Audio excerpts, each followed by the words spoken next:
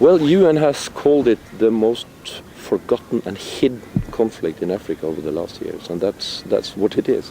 It has been forgotten and it has been hidden.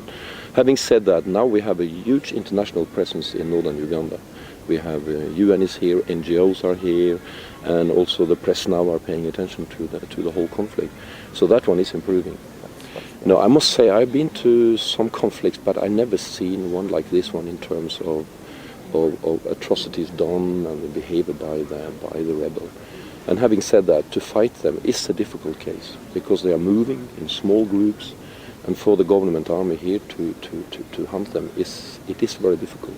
The terrain, both in northern Uganda and southern Sudan, is easy to hide, very easy to hide. So that's the problem why they haven't been able to catch them. But the point is the people in the camps, the IDPs, the international displaced people, they need to know the final destiny of the leadership of the LRA. They will never ever leave those camps if they don't know what has happened with their leader. If he's in Sudan, they will still be reluctant to move out to the camps. They have been living in the camps for many years, and for them to take that decision is a very brave decision. And if we come to a point where if and when we come to a point where they can start moving, then the real work starts. Then we have to facilitate them going back to the villages, which is now more or less, there is no one living there. As you said, all the people are living in camp.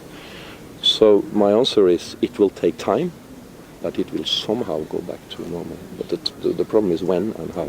Every conflict ends at a certain stage.